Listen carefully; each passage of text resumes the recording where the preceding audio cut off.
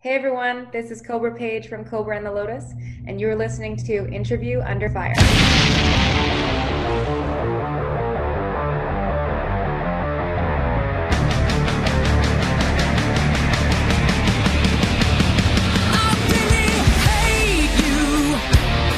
All right, Kobra, thank you so much for taking the time to come back with me today on Interview Under Fire.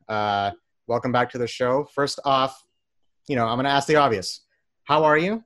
How have things been for you and your band as of late? And how long have you guys been on lockdown? So we've been on lockdown for, I guess, almost 2 months now. Yeah. And I'm doing really well.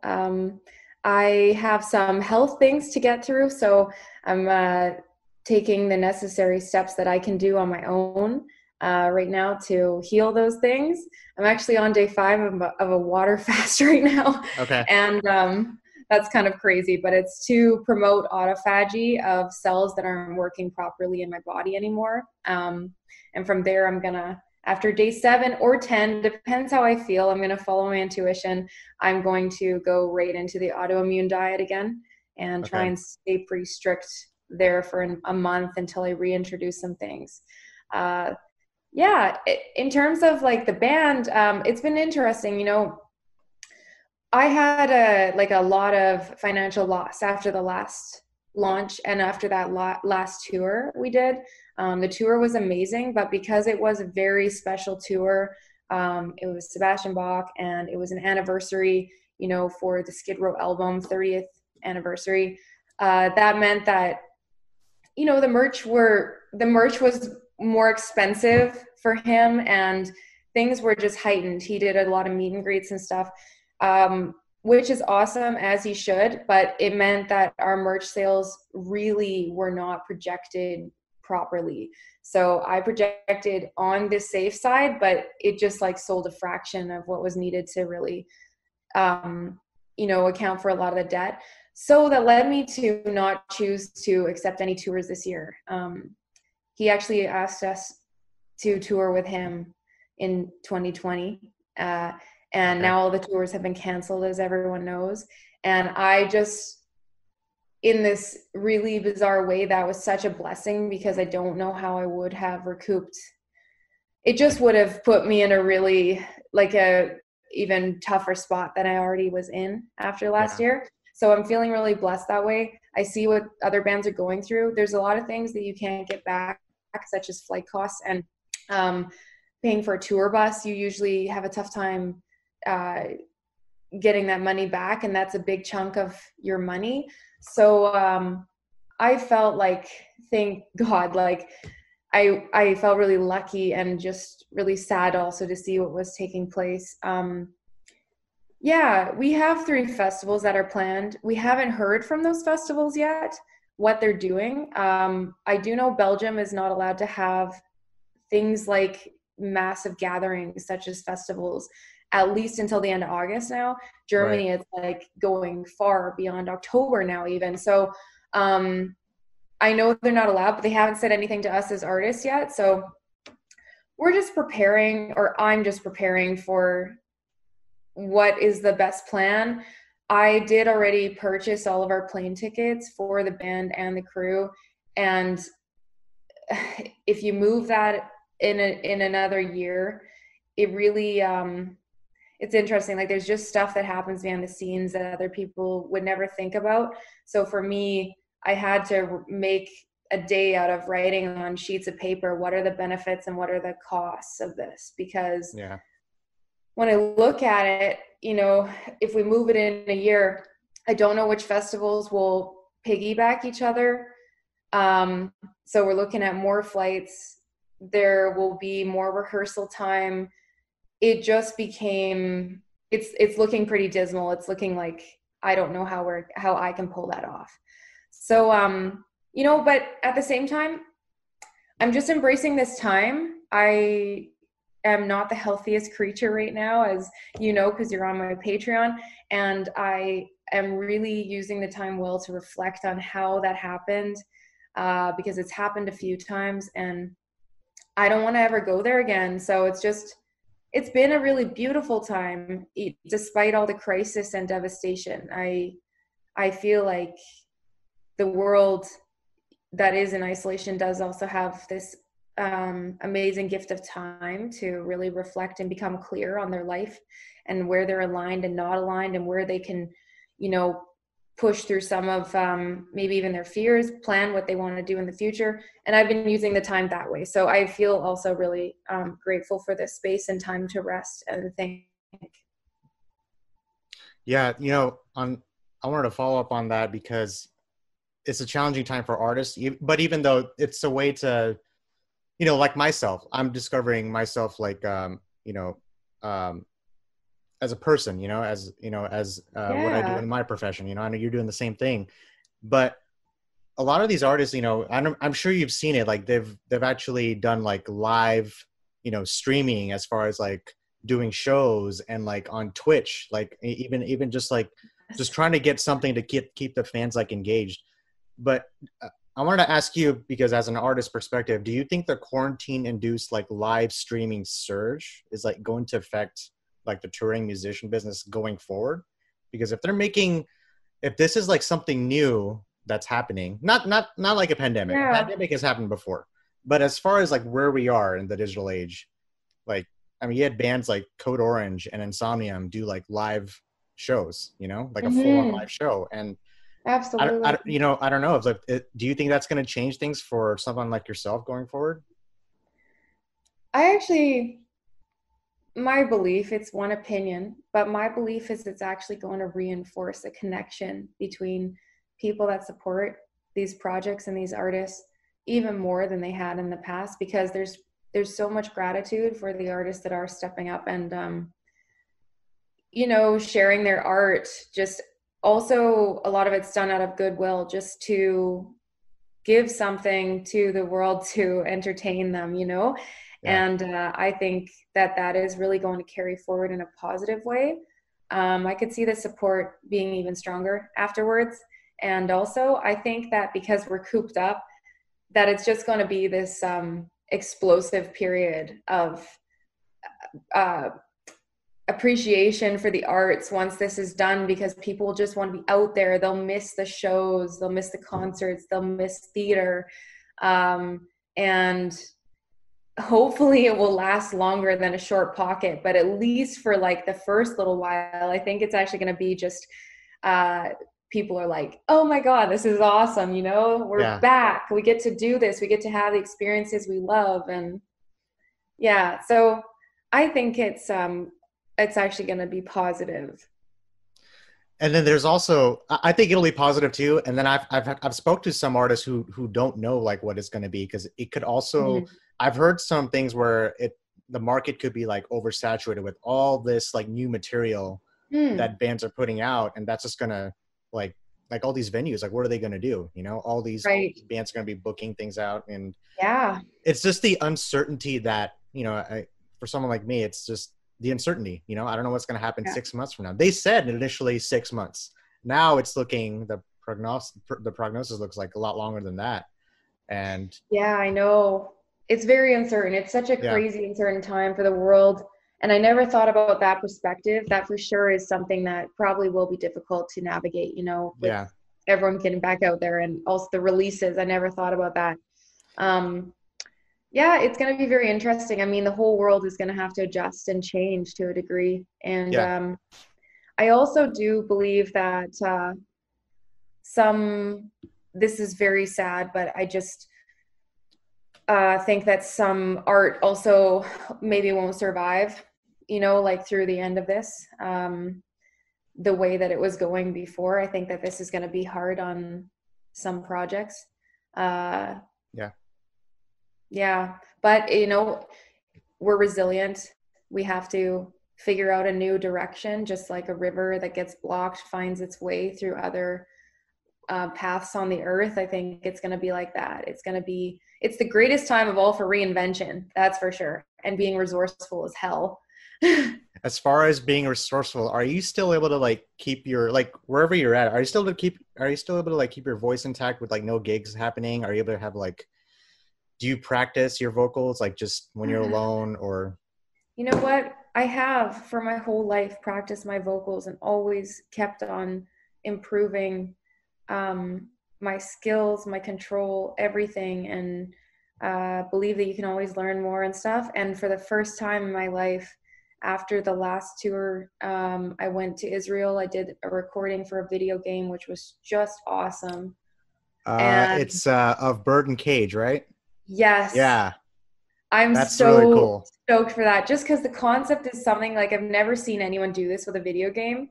And it was just like such a freaking cool experience.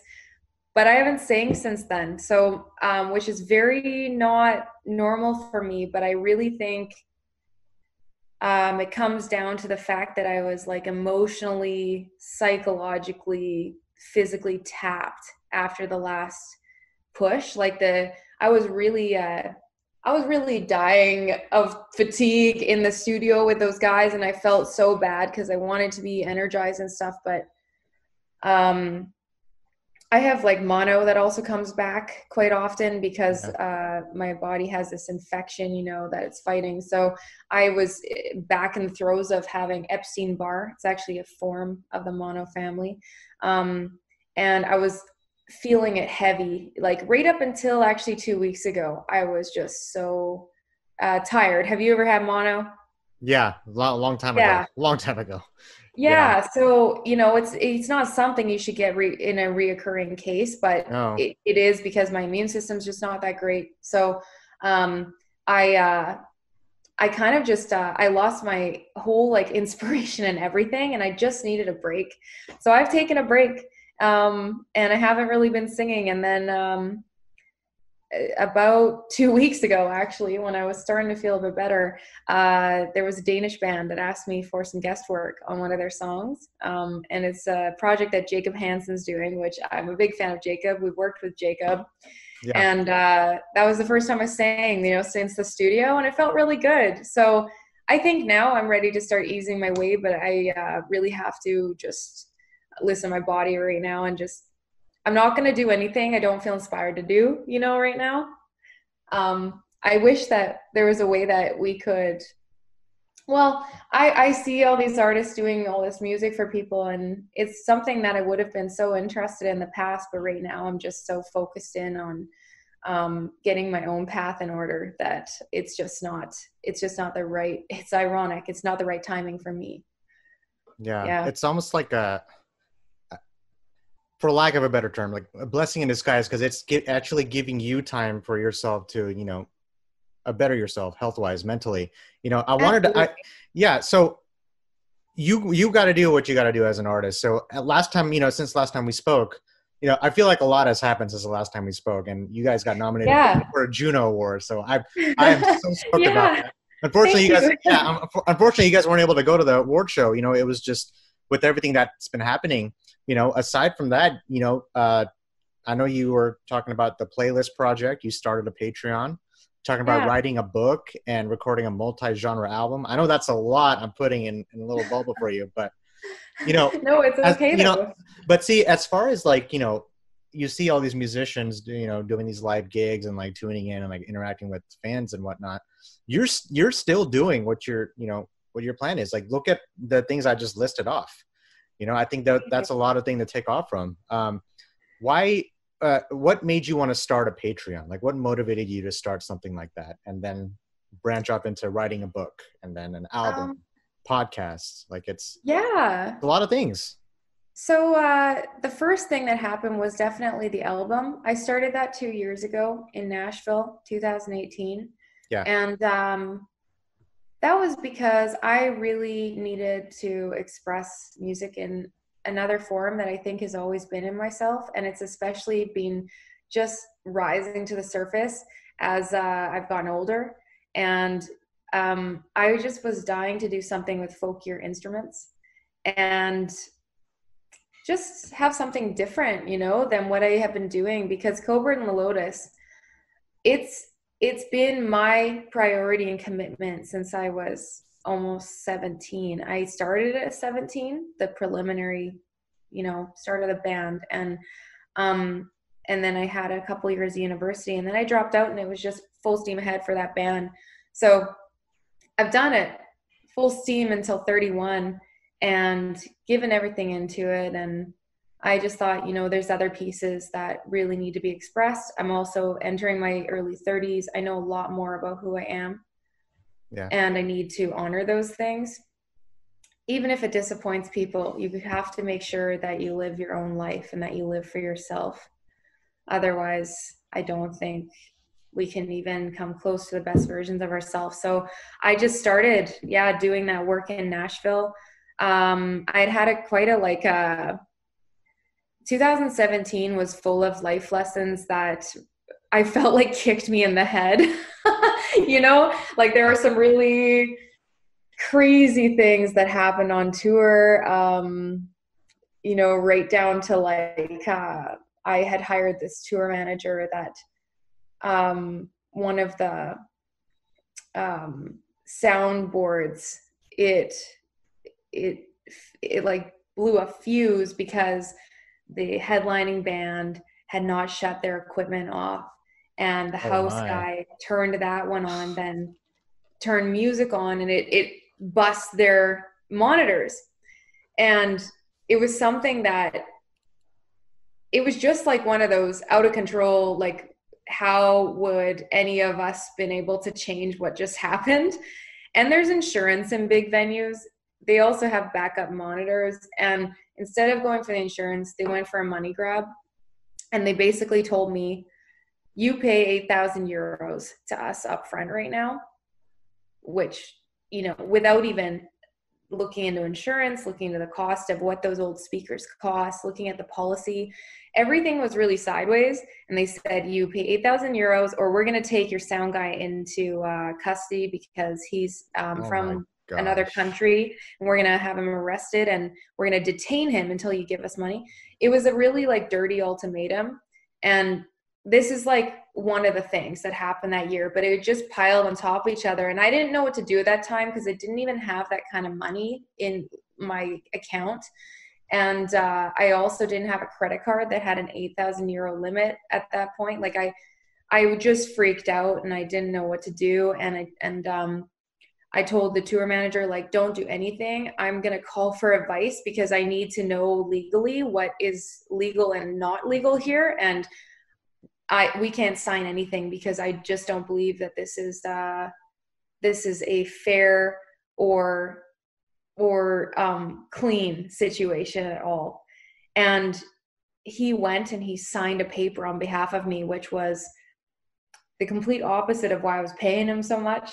You're supposed to be there to protect your artists.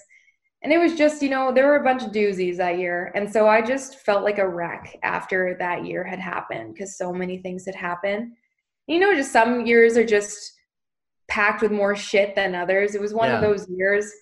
So after that, I just felt like, what do I do? Like, I don't want anything to do with anything anymore. I just wanted to escape. I wanted to like curl up under a rock and just die, you know? And so I went to Nashville. And I started working on this solo album just with completely different people in a corner of the industry I had never seen yet. And I had a really warm, welcoming, beautiful experience that just started to rejuvenate me. And we started playing around with the 12-string acoustic, the dobro, mandolin, tambourine. There's rock in it too, but it's definitely folky. And it was just really cool. And I wrote some music with Lizzie and Joe from Hailstorm. Awesome. And we kept it in that vein. You know, it was just a beautiful experience. So that was the first thing that came. And I would really like to finish that. I didn't work on it after that experience because then the next album came for Cobra and the Lotus. And that was around the time of the double album, wasn't it? That was the time of the release of the second one. Right. And then I started to plan the third launch because really wanted to integrate new people in the band, give them the opportunity to be part of the music, and also push our music into the area we were trying to go, which was inclusive of heavy rock, which we were trying to include and prevail to. So everything got put on hold because everything went Yeah. into the next launch. So now that that has stopped, you know, that's become one of my focuses. And I saw one of the girls, or the women, not a girl, but this amazing artist in a band called Ignia. She had started a Patreon to raise money for her band's new album that was going to come. And I thought it was interesting. And at first I was very unsure of if I should do it or not, just because I've always had an internal battle of justice, like what's fair, what is taking something, and what is. And I was like, you know, just seeing what she was doing, and I was thinking, like, no, she's giving certain experiences, and people are choosing to share in her experience. And so I just decided during this quarantine, I was just like, let's make this like one tier only. That way it's more aligned with me. It's $5. People can choose to put more, but it's $5, you know, and it's a donation. People don't have to participate. They can participate if they want to or not. And if it's people that are mostly coming for Kobra and the Lotus, I have private memoirs that I can share. That's what I can offer. That is special, mostly during this time, obviously. Yeah. And yeah, I can also, and then for the people that do want to just support me as an artist, which I think you're one of those people, it's just seeing what I'm doing in my progress and putting things out, sharing things that are going to come, and, you know, what's happened, and just being honest about it. And so that's how that started. And it's interesting. I've gone back and forth in my head about, like, have I made the right decision or not? I mean, it's interesting. I'm not sure how long I'll have a Patreon, but I think it's a great idea. Because it gives fans access. It's like, yeah, we can't attend concerts, but at least we'd see what the artist is doing, you know, during this crazy time. You know, I mean, yeah, there was always the live shows and everything like that, you know, like I said before, but a Patreon is a great way to come about to, how do I say, to illustrate what you're doing, you know, in a different form of light. You know, it's really true. It's kind of a breath of fresh air in terms of like getting media out to the people, instead of just, you know, hey, there's a live show, hope you guys enjoy, you know, instead of, you know, now you're actually interacting with the fans. You're actually letting them know what's going on in your world. And I feel like, you know, maybe down the line when Kobra and the Lotus, or, you know, you yourself just release an album in general, a new album down the road, I think this time frame will be really important to know that it was something to remember off of, like, you know, Kobra did this, Kobra did a Patreon in this time span, or this artist did this in this time span. This is something that fed off of it. And, you know, it's something to be grateful for. I know it's hard to find like the right words during this, I don't know what you call this time in our lives, but it's a, like I said, I would say it's a blessing in disguise for, you know, for someone like yourself, and it's something to look at going forward. So one of the challenges I know that that I didn't actually get to talk to you about last time, maybe we touched on it for a little bit, was your battle with Lyme disease and creating awareness for that. Is this a challenge for you right now as well, like dealing with that? You know, considering, you know, we're in isolation, I believe, you know, it gives people like us, you know, I have autoimmune disorders of my own, and I'm at risk. Sure. I'm at risk. So I can even go out, and going to shows is my main thing, and I can't even do that. So, you know, I'm sure like for someone like you, I don't know if it's something that you have to stay away from, you know, it's just something you have to just make sure you're healthy, and does it give you time to actually build up your immune system? Yeah. This time has really been wonderful for that. It's interesting to hear that you have an autoimmune disorder as well, just because I think with the way our food is, the way our environment is, with the air we breathe, even down to like plastics that we drink and eat from, it's crazy, like the amount of toxins that our bodies get burdened with. And through this, I've really been, you know, educated from different doctors, and dived into several different articles. My whole family has, because we've just had, stuff going on. And it's crazy, you know, like I really think a lot of the environment of touring is actually opposite of someone that an autoimmune disorder needs, which is kind of shitty. But it definitely got worse again. I got treated for about a year and a half until the doctor in Calgary, my bacteria had grown tenfold because they had grown a resistance to the antibiotics from taking oral antibiotics twice a day for a year and a half, which also destroys your gut. Oh God, yeah. You know, I can relate. It's not. Yeah, you know, it's like this. It's poison, but it becomes a necessary evil if it gets too bad. So it's, what do you do? And he told me, you can go on what was the tour we were going to do? It was definitely just before Kamelot, when I had been a guest with them. So this is 2015. He told me, you can go and take another antibiotic, and it has to be injected into your butt every day, like your butt cheek. Wow, I wouldn't be able to do that at all. Yeah, and I was like, okay, we got to look at other solutions. And thankfully, my family, they were just amazing. They supported me, you know, and providing help for me, healthcare, because I wouldn't have been able to do it. And that's something I also hate, is that there's so much negligence towards actually healing people still. It's just rampant. I mean, you shouldn't have an autoimmune disorder. We should be taught more. We should also have doctors that stretch a little more. I think, like, you know, there's a lot of doctors that are wonderful. There's also a lot of doctors that don't want to go beyond their box, you know? And a lot of disorders are seen as psychosomatic, you know, especially Lyme. Often there will be a diagnosis like, this is in your head, you know, like oh yeah, I can't tell you how much that's my just hearing that in my ears, it's one of my pet peeves. Like, it's all in your head. Oh, it'll all go away. Don't worry. Just, you know, do this and it'll go away. But, you know, it's, you don't really know until you actually experience something yourself. And it's. Yeah, it's true. It's true. Yeah. So I opted for going to the States, getting a medical port, which I have one right now. I have a new one because I was going to get treatment this year again, but this happened, so that's why I'm doing this fasting, and I've started a new protocol. But I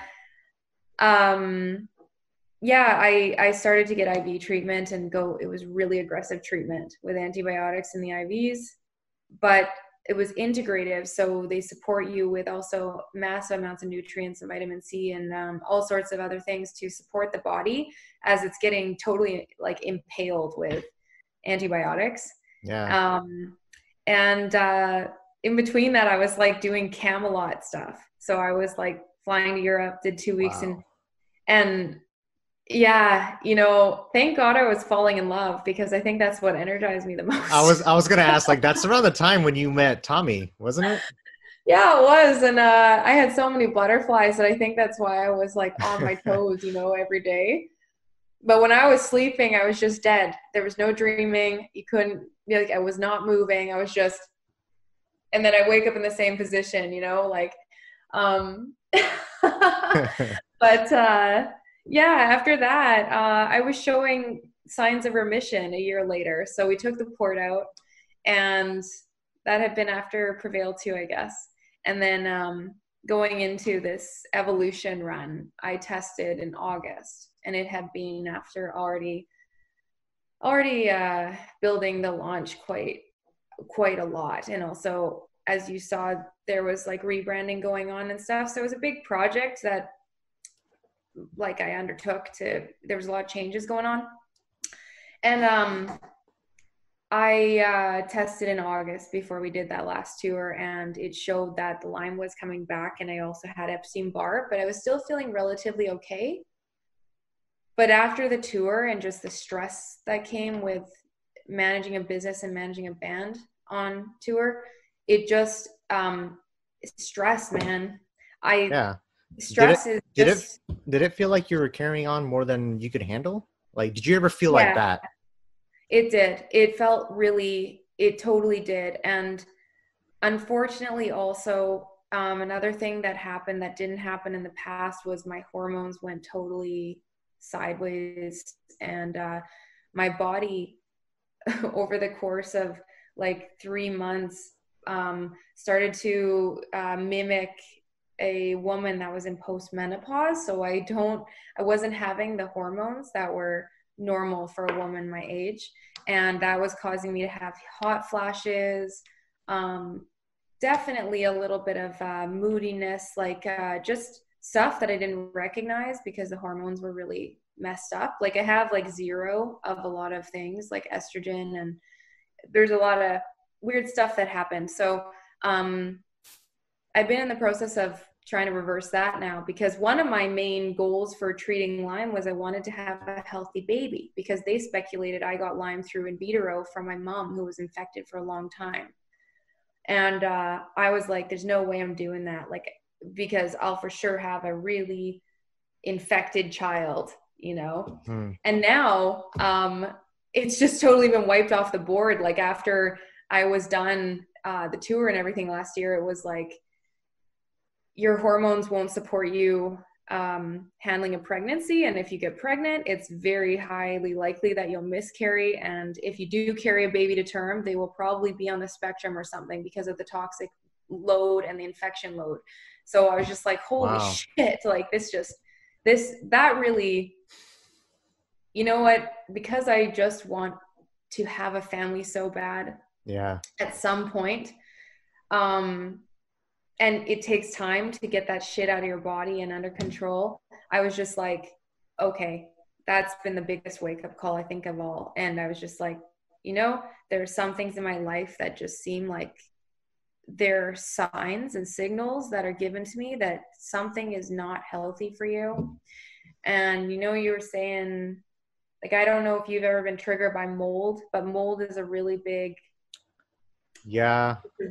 trigger for a lot of people, and they don't even know it. Silent And killer. yeah, and there is so much mold in these bandwagons, for example. And our bandwagon was always kind of damp, and it didn't have a lot of ventilation because one was broken halfway through the fan. And we had a little dog, which the dog was so sweet, but I think a lot of factors rolled into a hot mess of me just, you know, going backwards in health. Yeah. So, you know, it's all good. I don't look at any of this as a bad thing. I look at it as just a time to really figure out what my priorities are. And right now the priority is health. Yeah. You know, that's a lot. You just mentioned about, you know, dealing with health as an It was artist. a lot. I'm sorry. No. That's what I want to say is, you know, there are also other artists who, you know, who deal with their immunities, you know, like, and Yeah. it's challenging, and everything you're telling me, it's like there's mold on the bus, and it's like a risk for you to go out and travel and do the things you do. And Which isn't that shitty? That's yeah, just, it's you know, and I think it's the lead singer of Pearl Jam. I think he also has an autoimmune disorder, which, you know, it prevents him from doing everything that he wants to. But he still goes out and tours, you know. And Pearl Jam's they're one of the heavy hitters out there, and probably do it safer too, you know? yeah. And but then there's also this passion, which that's not Yeah. something you can teach somebody, you know. It's something that you want to do. Like, you know, artists like you know, give me a reason to do what I do. I get to still, you know, talk Oh, to people and do my podcasting and, you know, do the interviews. It's a passion that I have, and I think it's a good, I don't want to say a distraction, because I don't want to use this as a distraction. I want to use this as something that it's a passion. Distraction is yeah. something different, you I know? love that. Yeah. So, and you've toured with Def Leppard, James LeBrie, you know, Dave Ellefson, Kiss, Sebastian Bach. I could go on forever. And, you know, It's been pretty special. you know, Yeah. that gives you more the reason to just keep continuing what you're doing, because, and, you know, Tommy Karevik from Kamelot, that's another, that's another person that you're going to, in the future down the line, you'll be touring with more, it's, and yeah. And you guys got engaged in June last year. I think it was correct, right? Yep. Yeah. And, I wonder how he's dealing with all this, with Kamelot. Kamelot is also, a well-known band, especially over out in Europe, and they've toured. I wonder, is he doing okay out there too as well? I know. I asked him actually. I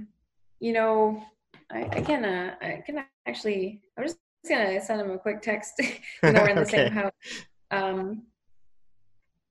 See if we can just bring him in here.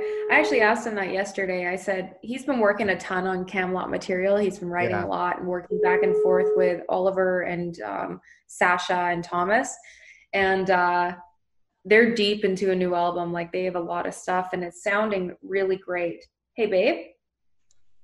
Hey. Hi. Hey, did you call me? Yeah, you feel like coming in here for a second, or are you morning head? Oh, no, I'm fine. Okay. What? Did I wake him up? No, he's been up for a long time, but he like didn't do anything, other than music. He went straight there. So I didn't want to, if his hair's all, he. Yeah. By the way, I don't know what your sleep schedule is like. Mine's been completely upside down because I've been working from home and it's just not something I'm used to. So today was actually one of the first days I was able to actually get up on time, shower, eat, and everything. There he is. That's awesome. I'm glad. It might take some time. It's a big adjustment, Hey there. Hey, Tommy. Man, I can't believe I'm talking to you right now. I'm a huge fan of Kamelot. Yeah. I actually didn't even know Tommy was right there. Until you decided to text him. We're never too far from each other. Yeah. So I was gonna ask. So by the way, welcome to my show. This is Interview Under Fire, one of my podcasts. I've had Kobra on the show before. So we actually just talked about how you guys are working on a new album, Kamelot. I wonder how that's going with you guys, and is it something that releasing a new album during this time, it's challenging. So I've already talked to a few artists. Some of them are delaying releases. Some of them are still sticking to the schedule. I wonder, what is your outlook on what you guys are? And you guys have a pretty amazing back catalog of songs. I'm sure the fan base is probably having a big anticipation on your future releases. Yeah, well, right now we're just taking it as it comes. We're working hard on the album because it's not a lot of other things you can do right now. So in this situation, it's actually really we're really blessed that we can still work. Because most of the stuff we're working from our home studios in this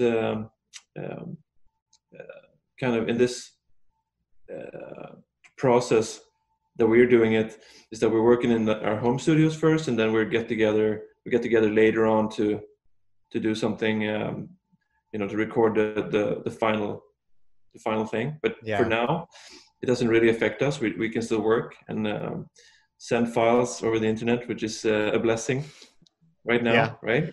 Right, of course. And we'll see what happens further down the line, as we're wrapping it up. But it doesn't affect us right now. We can still work.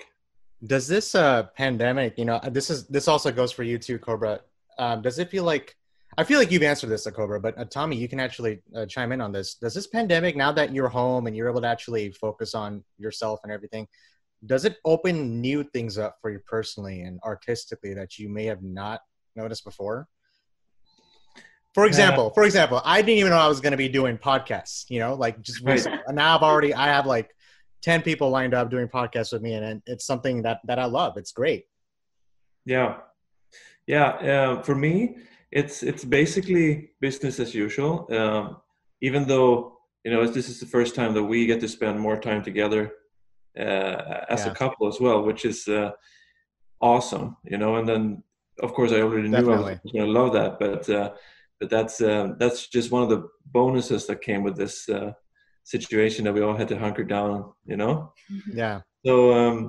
So yeah, that is new, and that is very exciting. But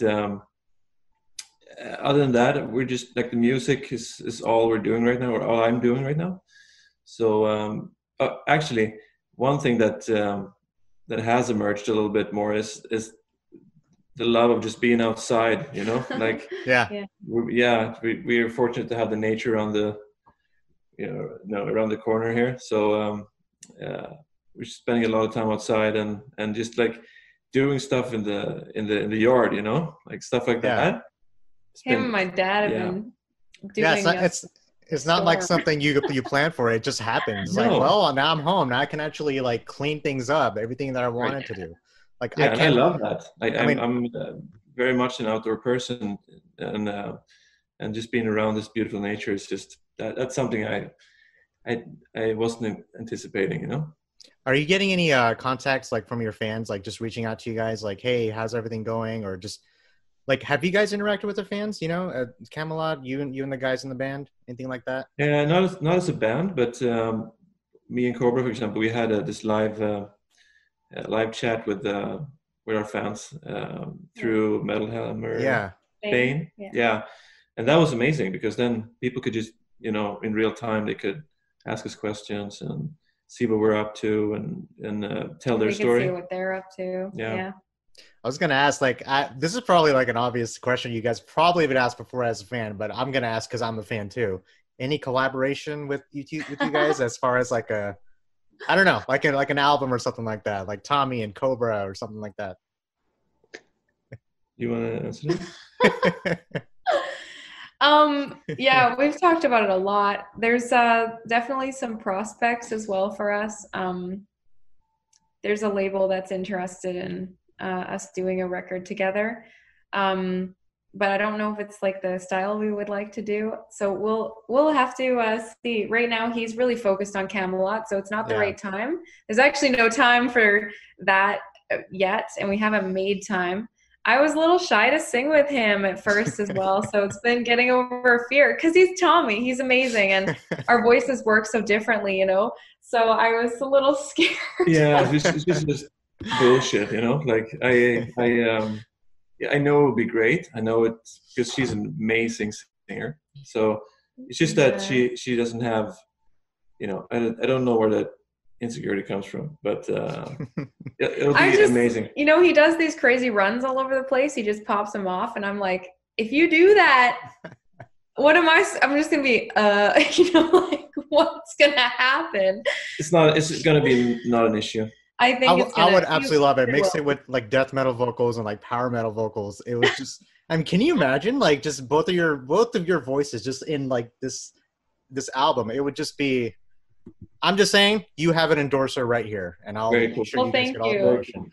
You know what? It will happen. It will absolutely happen. Yeah, it's a matter of time. Maybe even like it's gonna happen next year. You know, I think it will come soon. So, Tommy, I've asked Kobra this question before. So this will be your what number album will this be for Kamelot down the line? Ooh, in total or with me as a singer? With just Kamelot. Kamelot, I think. Oh wow, I have to look, but it's a lot of albums. Discography. Yeah. So, have your aspirations as a person, like, has it changed since when you first started with the band, like to where you are now? Do you see things differently?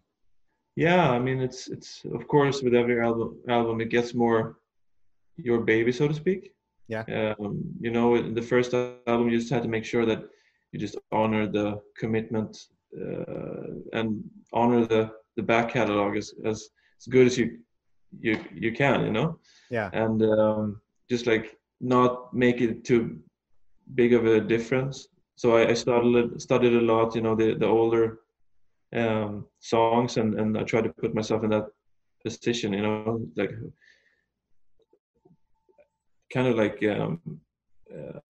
put myself in the shoes of who was writing before, you know, and how are they thinking about melodies, how are they thinking about this style, which comes way more natural to me right now than it did in the beginning.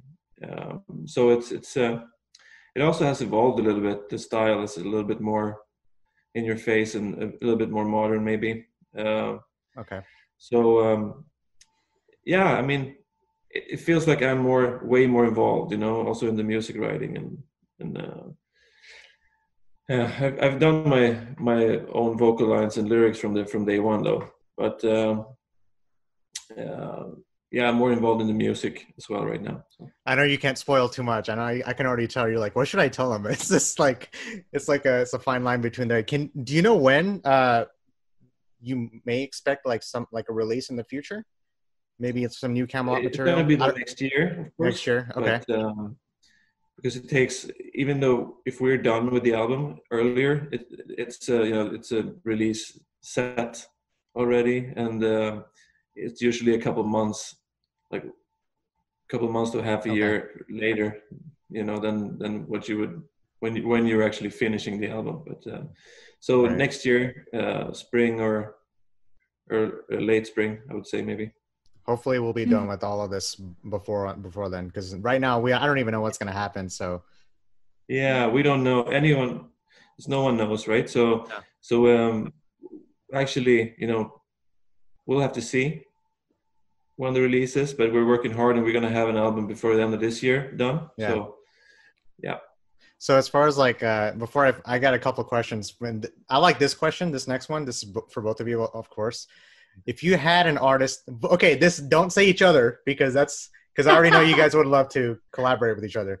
If there was any artist you guys would like to collaborate with that you haven't already, who would that be? Oh, sorry. I gotta think about it for a second.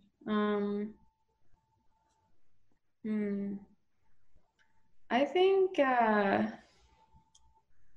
I'm trying to find this song I'm looking for. No, it's not that version.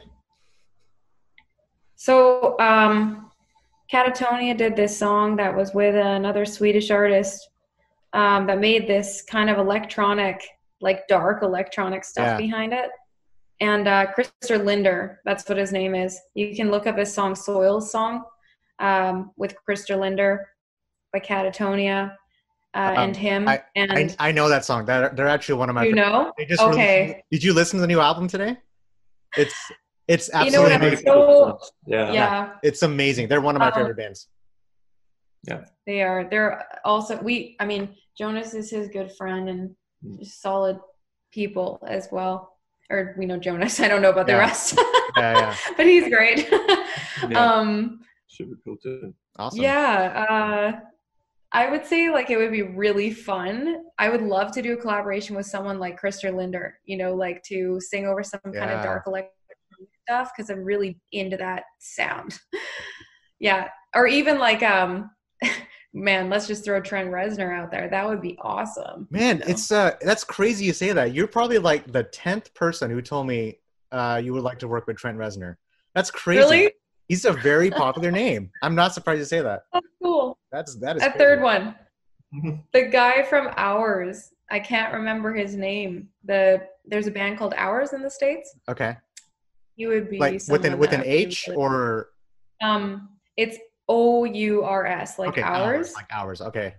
I'm just gonna find Jimmy Necco, and Necco's with a G in front of it. I think it's an Italian name, but okay.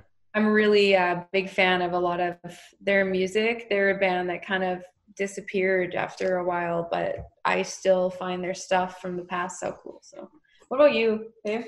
Oh man, it's hey, you've had a couple minutes. I've had, and it's just like it's like a hamster wheel with no hamster in it right now. But it's so many cool artists though. Like most of them that were my heroes or that I've been listening to. Like I started off not as a metalhead at all. I started off as a pop, listen to pop a lot, and especially Michael Jackson.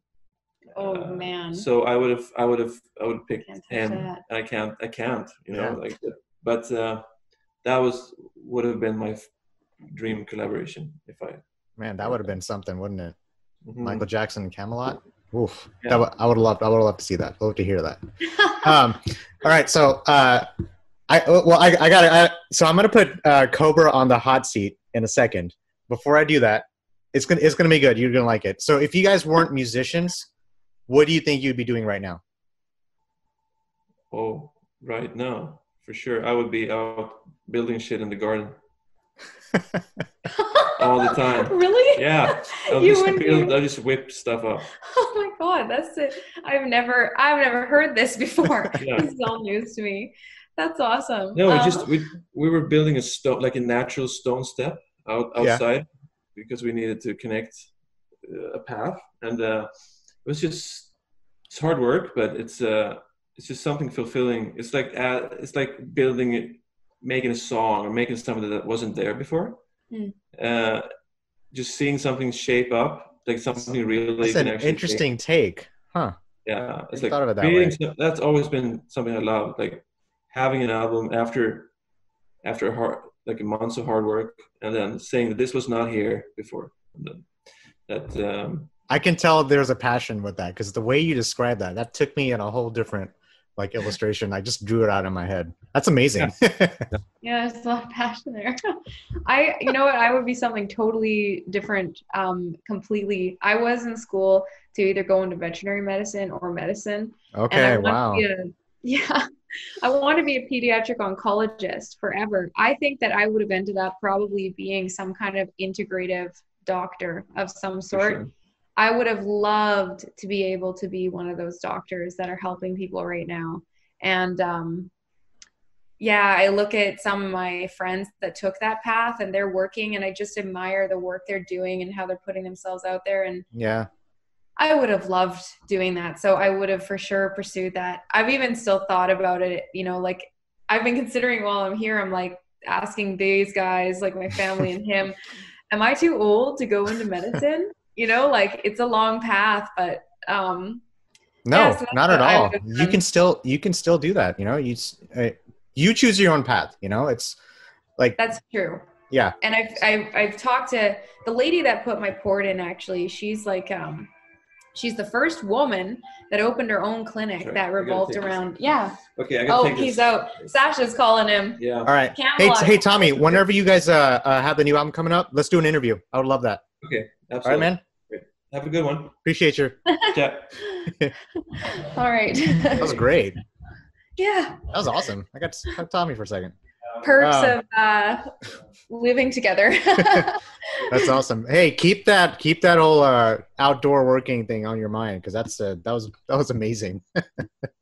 I know, it is wonderful though. My dad has really been doing a lot of work too. They've been doing all of it like every day together, just loving it.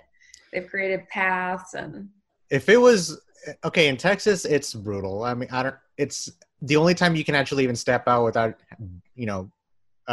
getting exhausted from the heat is probably like 8 o'clock at night. And even then you can't even like do anything, because there's so many bugs and stuff.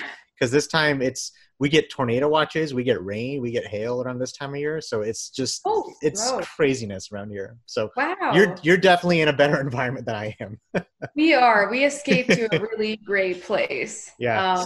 I didn't know Texas had such a. I'm gonna have to look into that too. Like, why is the weather so crazy there? Just don't come here during this time. Come in the fall or in the winter. You'll be fine. Actually, not. I don't even know if in the winter, because it could snow one day. It literally actually snowed one day in January, and the next day we had tornadoes. I think it was back and forth. Holy crap. And I remember I had a show that night too, and I had an interview, and they were like, the first thing we talked about was like, is it always like this here in Texas? I'm like, oh yeah, sure, I guess. It'll be like 80 degrees the next day too. But holy smokes. So tornadoes, I don't know. Yeah. I don't know about that. Trust me. It's weird to say this, but I'm used to it at this point. Like around this time, it's crazy. Isn't it? I saw that. I like witnessed that in all. Oh, you saw it too. Duh. What am I saying? You're like in the middle of that in October of all times. The craziest thing to us, like to me, and especially Yasha, because we come from a place that does not get tornadoes, really at all. We've seen a funnel once in our life, and it didn't come close enough to Calgary. But it was just crazy. We discussed it. We talked about how everyone was so chill. Like there was nothing happening. Everyone was just hanging out on the ground, that live there. They're just like, we're waiting for the show. Like we're waiting for this to happen again. And we were just like, holy shit, there's a tornado back there, Do you remember what time did you guys leave Dallas that night? I think we left just after midnight. Okay. You left before I did then. because Okay. it was impossible. That was just a crazy day. Anyway, was this is much better. I'm able to actually have a conversation with you, so without having any like distraction or anything like that. So this is one of my favorite things that I did. So what I'm gonna do, I'm gonna see how well you know your songs. Okay. Oh. I just Okay. picked random That's songs. interesting. I just picked Yeah. random songs, and I'm gonna see if you know them. So I interviewed a couple bands earlier this week, and some of them got it, some of them didn't, and it like surprised them that they got it, and some of them surprised that they didn't get it. So I actually like doing this. So I'm just gonna pick a random. Let's see. So you just Are you tell doing me. like a deep dive through all the history too? I went through your entire discography. I already know all your songs. So Wow. I tried not to pick the easiest ones. Like some of your favorite ones I know we mentioned. So I tried to not go that route. So okay. All right. I'm gonna start reading and you just let me know. Okay. Okay. I'm just gonna pick a random one. Okay. Heaven's crashing down. I see my halo on the ground. If I could turn back time. Okay, you already got that. I wanted to start you off on an easy note. Okay. Okay. You should get this one. You should get all of them actually. Fear in his eyes, knowing the end has come. Oh, and Soldier. Okay. All right. This is not going well for me. You gotta step it up. You gotta go back. All right. You gotta go further back. Okay. Well, hello, little honey. You ain't a baby no more. Charisma's waiting to come out and play. Whoa, let's start living. Oh my God. I'm just like, I mean, I know it's out of the pit, but I'm like, what freaking song is that? Because it sounds like a lot of them. You got that right though. You got the album right. Whoa. Okay, can you read that again? Yeah. Hey, you said to throw it back, so I threw it back. All right. That's good. You got me. Okay. Well, hello, little honey. You ain't a baby no more. Charisma's waiting to come out and play. Whoa, let's start living.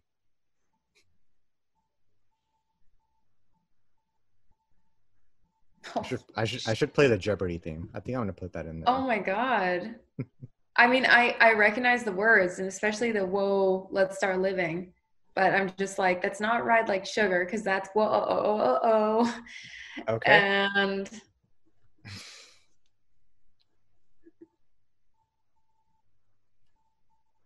is it "Ballad of Jane Doe"? It's yours. It's yours. I totally forgot about that song. As you were thinking, you were looking up, and the higher you were, I was like, okay, she needs some help. Wow. Yeah. No, I mean, I haven't listened to that stuff for probably almost a decade, like 8 years. That's exactly a little over a decade old. Out of the and pit. They were made like I think It's Yours was written 12 years ago or 13 years ago. Wow. That's crazy. Oh, that's cool. Yeah. That's cool. Awesome. I got you there. All right. You did. I wonder if I. Okay. Intoxicating essence of fabricated tale. I barely hold myself back in fear that I may fail.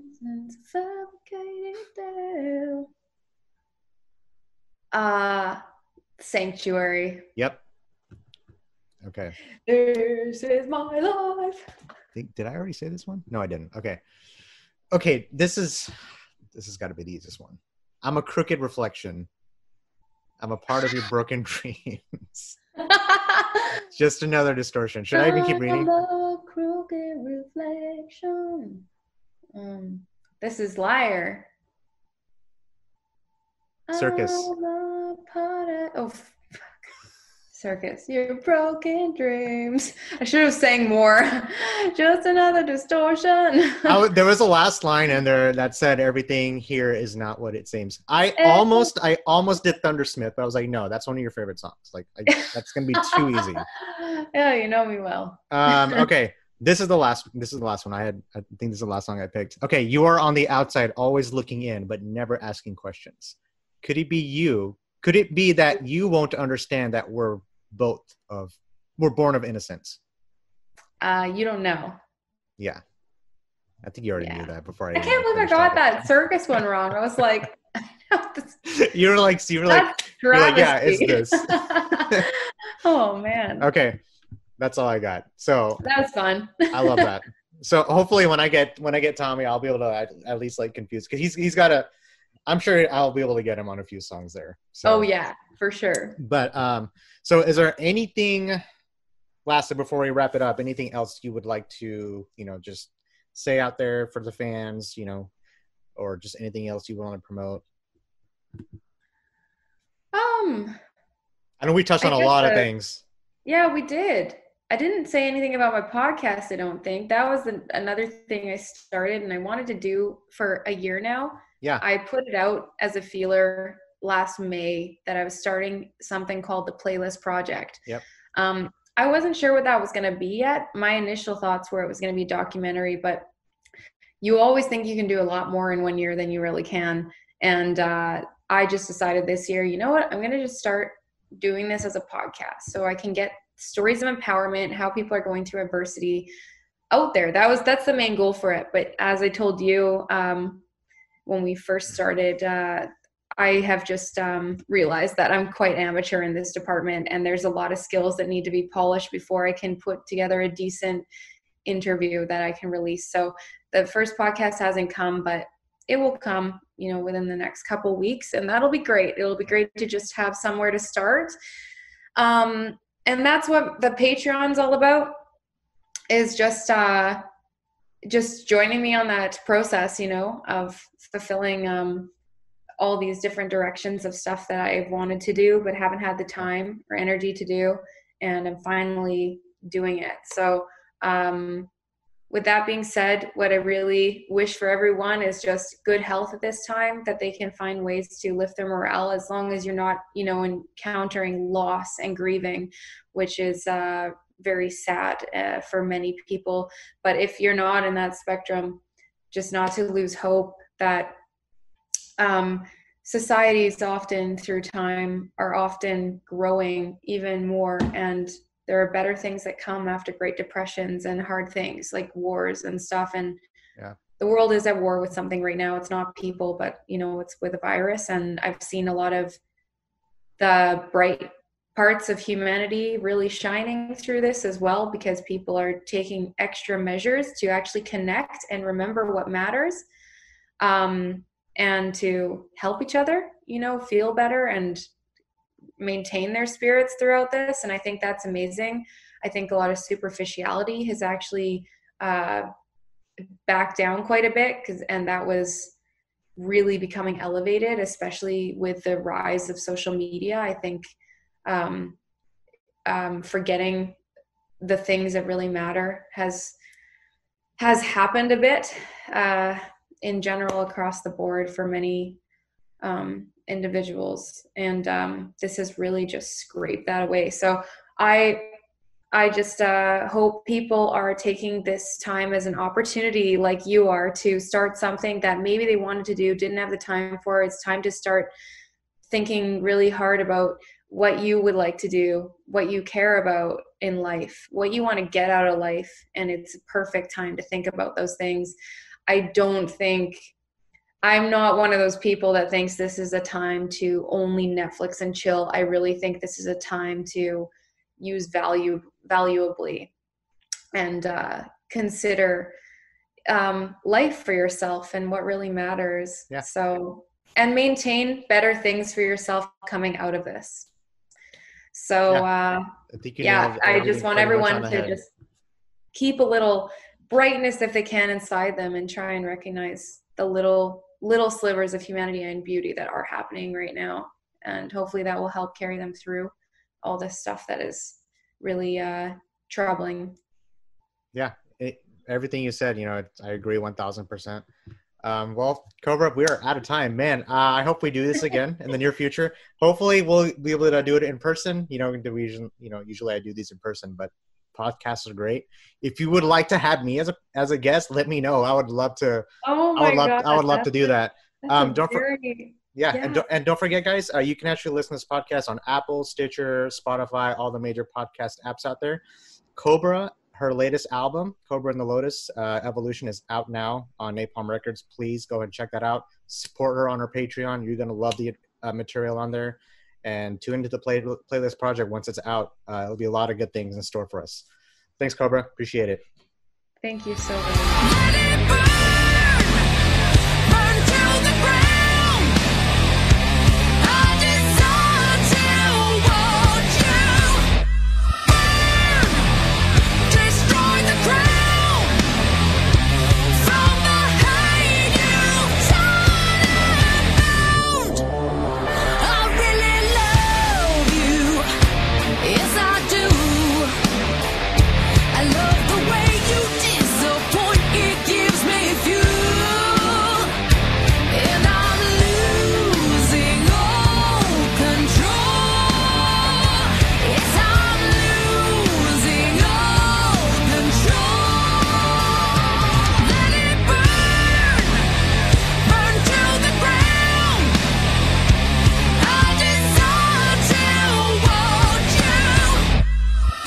What's up, guys? Thank you for listening. If you liked what you heard, please subscribe and share our channel. It would be greatly appreciated. And we look forward to bringing more guests onto our podcast. And if you have any suggestions on who we should bring next or in the future, please let us know. You could find us at Interview Under Fire's Facebook or Instagram, or you can reach me directly at schwag@interviewunderfire.com. That's SCHWAG @interviewunderfire.